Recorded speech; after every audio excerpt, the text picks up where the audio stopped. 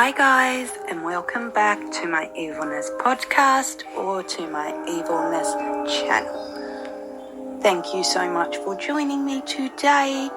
Disclaimer, I mean absolutely no harm to anyone who I may mention in my podcast or video. It is all just information that I have compiled via news articles, the internet, etc., and put together to tell you about today's case. And the case today is that of Daniel Morcombe.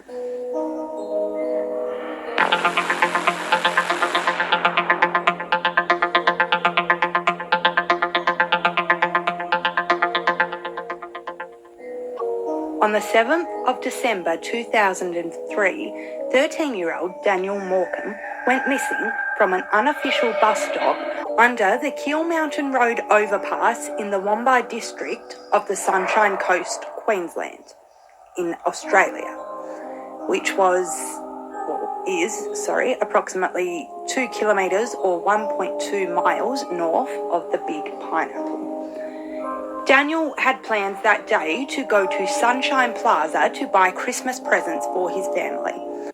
That was the kind of child that Daniel was, kind and thoughtful. He loved animals and wanted to be a vet when he grew up.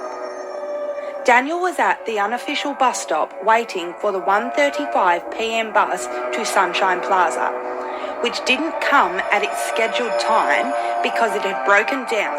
A replacement bus had been ordered, but this bus drove straight past Daniel. Apparently it had been ordered to only get the passengers off the broken down bus, as another bus that was due that could pick up any other people.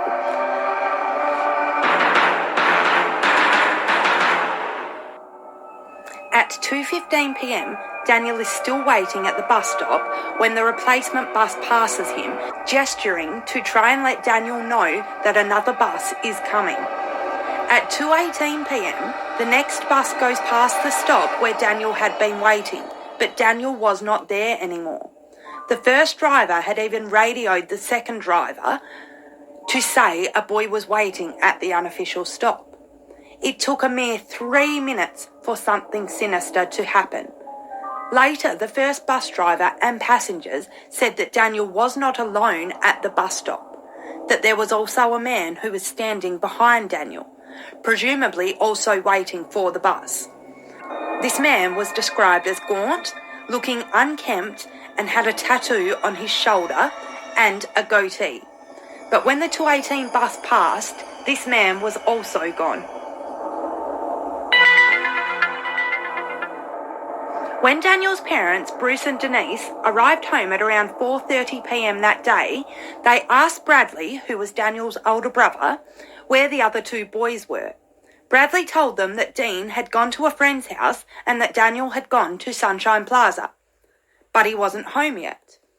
His parents immediately thought it was strange that Daniel wasn't home yet, so they called the bus company, and the bus company told them about the broken down bus, so his parents thought that perhaps he was stranded somewhere. So they decided to drive along the bus route to see if they could find Daniel, but they didn't see him anywhere. At 7:30 p.m, Daniel still has not arrived home, so his parents go to the police station to report Daniel missing. Police basically say there is not much they can do. Go home and wait for Daniel, call his friends, and if he is not found by the next morning, go back to the station. Bruce and Denise sat up all night, hoping Daniel would return. They called anybody they could think of to see if anyone had seen or heard anything from Daniel, but nobody had.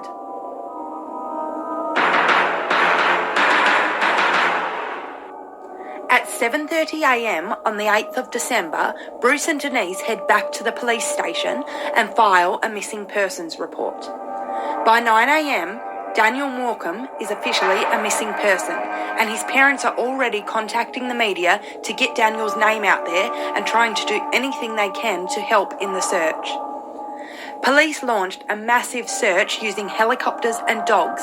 They even placed a mannequin at the bus stop where Daniel was last seen, wearing the same clothes that Daniel had been wearing, to try and get any tips or sightings of Daniel.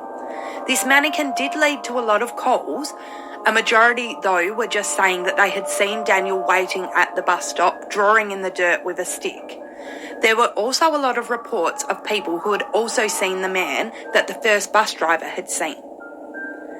And there were also reports of cars in the area, particularly a blue sedan which was parked near the bus stop. Some people said driving. One woman said she was driving when suddenly a blue sedan comes speeding past her with someone in the back punching the seat. There were also reports about a white four-wheel drive in the area as well. It didn't take long for Daniel's case to garner nationwide attention. Daniel Morcombe was a household name for the worst reasons. Police spoke to a lot of people, but the man from the bus stop never came forward, which of course does not look good for him. Local sex offenders were naturally looked at. 39 lived in the area of the bus stop at the time that Daniel went missing.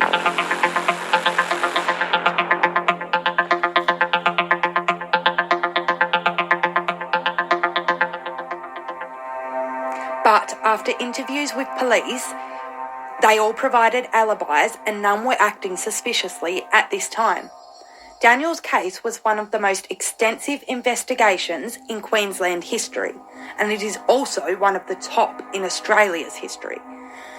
As of December 2008, the reward was $1 million for anyone who could give any information that would lead to the discovery of Daniel. $750,000 of this was made up of private donations. $250,000 was from the government. Bruce and Denise always cooperated with authorities, following up every lead and doing anything they could do to help. On the 3rd of May 2009, the private donations fund expired, but the government's $250,000 reward was still offered. On the same day that this expired, an Australian news program with the 7 Network detailed a potential suspect in the case. He was a known pedophile in the area named Douglas Jackway. He had a history of snatching young boys, he drove a blue sedan, had a goatee and tattoos, and lived about an hour and a half away from where Daniel went missing. And he had recently been released from prison and was said to have had a high chance of reoffending. In May of 2009, police put a full-sized model of their suspect, Douglas Jackway, at the bus stop. This led to 300 calls, but it was ultimately another dead end. Nothing came of it. Police could not link Jackway to Daniel's disappearance. Over the course of the investigation, police held over 10,000 interviews, followed over 20,000 leads, but despite this, nothing was ever found. In 2010, Daniel's parents demanded an inquest take place, and this inquest started in October of 2010 and went through until April of 2011. During this inquest, 35 suspects, which were basically the most fucked up criminals in the area, excuse my language, but it's the nicest way to put it, I guess. They weren't allowed to be identified by media, so they became known as P1, P2, P3, etc. One of these suspects confessed to putting Daniel's body in a barrel and dumping him in the Brisbane River with the help of an acquaintance. Police took this seriously. They went to Brisbane River and had divers searched, but it turned out this person was lying. There was one person during the inquest that Denise said chilled her to the bone. Throughout the inquest, this person was known as P7. His real name was Brett Peter Cowan. He was gaunt, not very clean, he had a goatee and a tattoo on his shoulder. Cowan had no social life or real interests. He was a loner with an extensive history of sexually abusing children. His first conviction of a child sex offence was in 1987 when he had raped a 7-year-old boy in the public toilets at a Queensland playground. He was sentenced to merely 2 years for indecent dealing. In September of 1993, while living in a caravan park in Darwin, Cowan lured a 6-year-old into an abandoned car and raped him. The boy was left in the abandoned car with a punctured lung and multiple cuts due to the severity of the attack. He managed to make his way to a service station and the police were called. Police initially thought the boy had been hit by a car due to the extent of his injuries. Cowan initially denied any involvement, but when police confronted him with undisputable evidence, along with his previous conviction, he confessed. Cowan was sentenced to 7 years for numerous charges: grievous harm, deprivation of liberty, and gross indecency. But the more severe charge of attempted murder was dropped before the trial. He again only served 3.5 years. Psychological assessments revealed that Cowan had been a pathological liar who relied on his parents to support him after his prison release. Cowan moved to the Sunshine Coast and moved in with his Christian aunt and uncle and began to attend church, where he met a woman who he ended up marrying and having 2 children with. It is assumed at this time that those around him did not know the full extent of his past.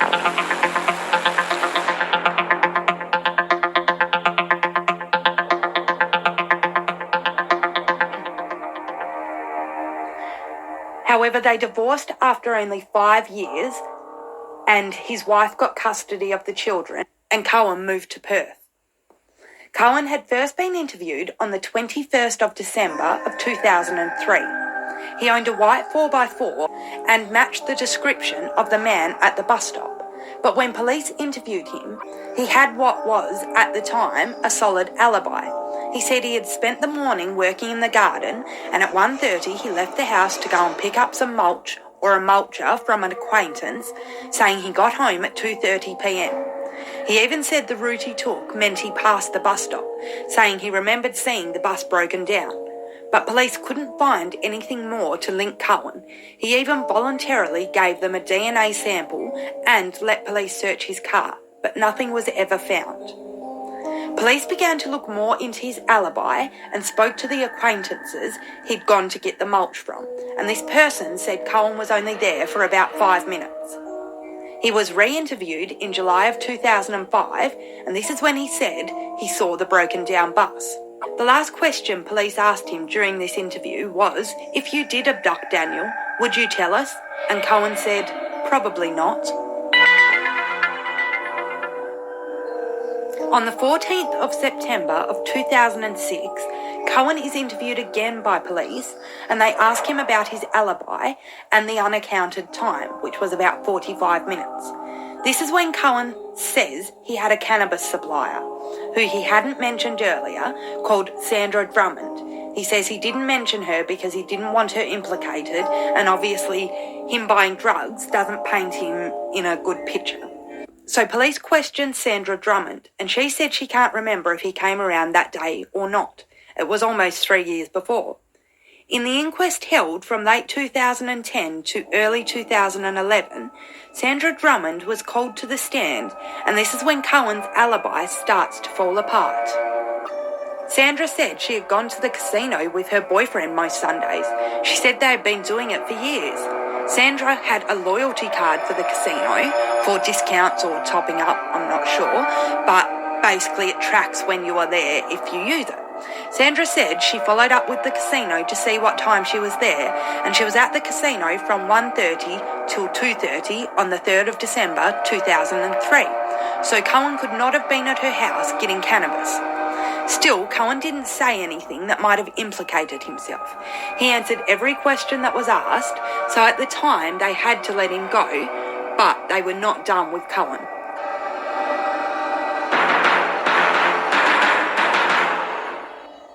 On his flight home, Cowan meets a man, Joe Emery, who he was sitting next to. They start talking and discover they share a lot in common. Joe Emery was also a criminal.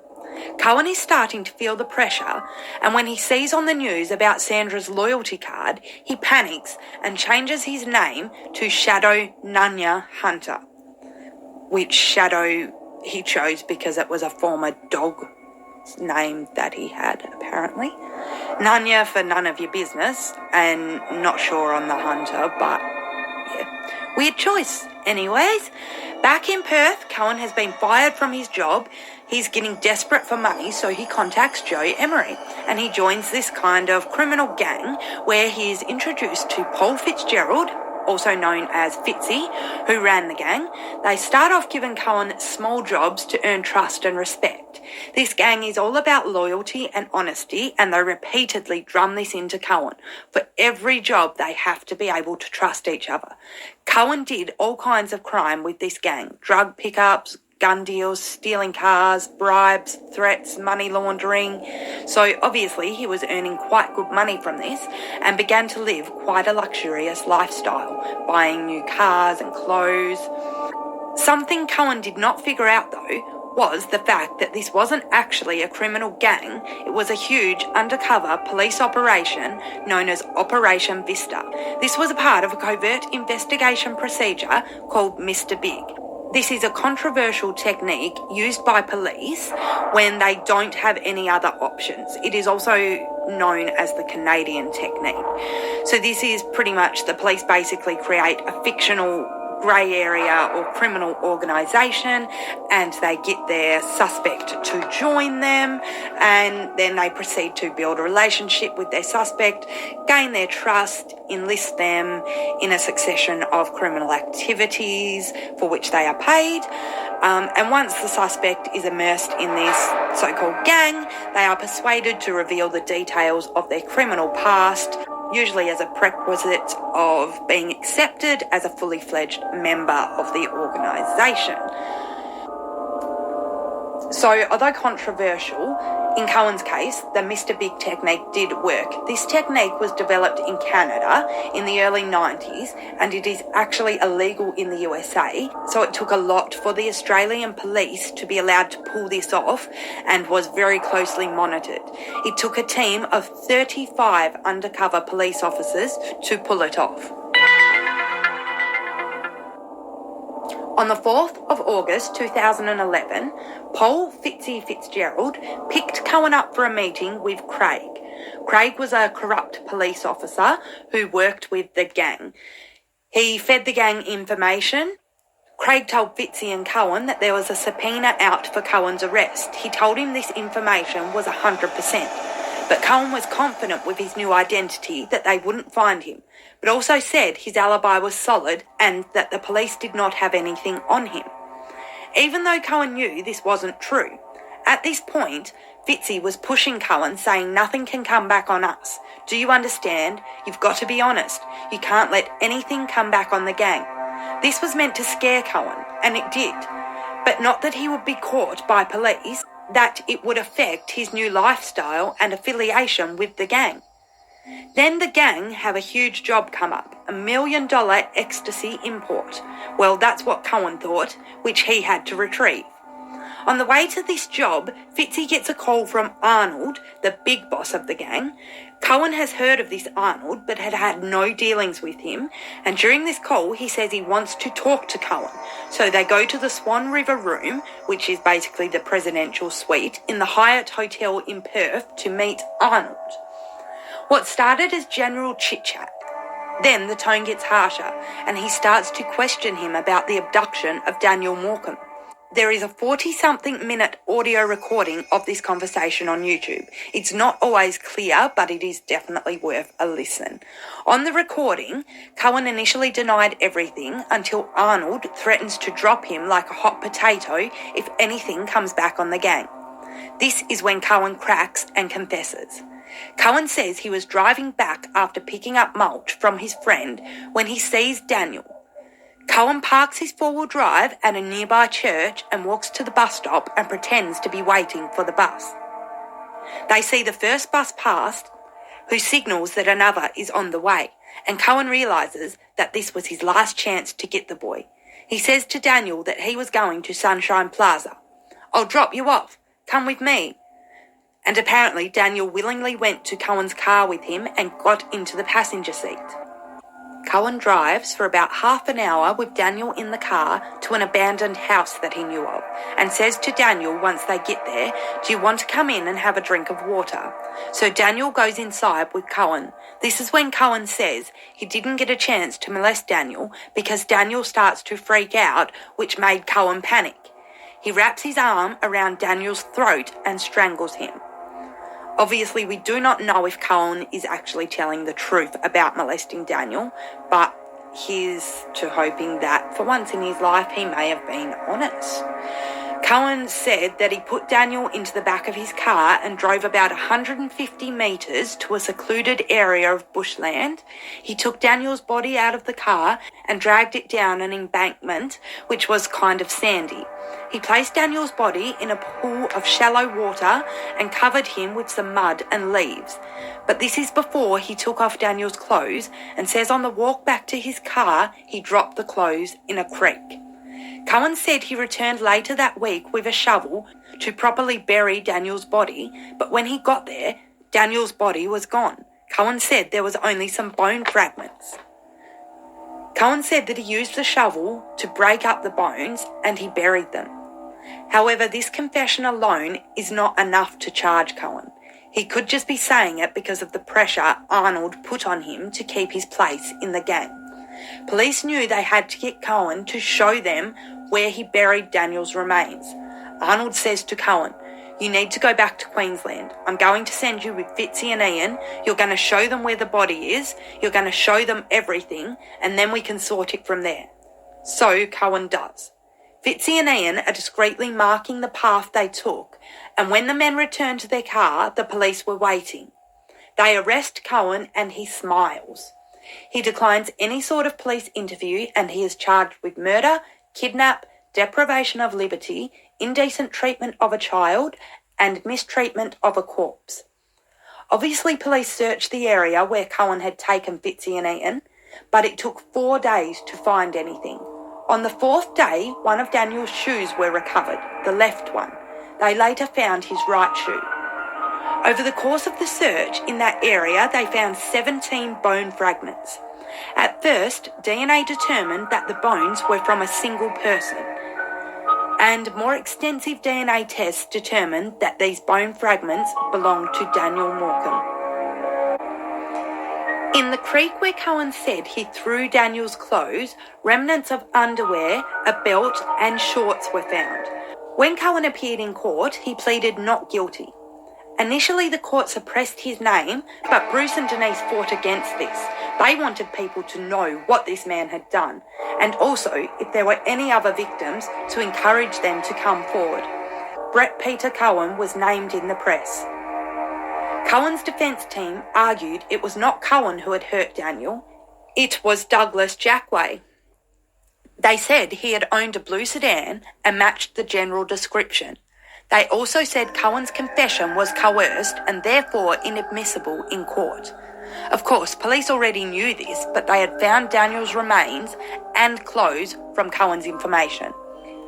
On the 13th of March of 2014, it took the jury 8 hours to find Cowan guilty of Daniel's murder, and he was sentenced to life imprisonment with the possibility of parole after 20 years. In 2016, Cowan was hot-watered by a fellow prisoner named Adam Paul Davidson while they were both incarcerated. So that is the case for today. Thank you guys so much for listening. I hope you have a great day. A like and subscribe would make you pretty amazing, and I will get another one done really soon. Bye.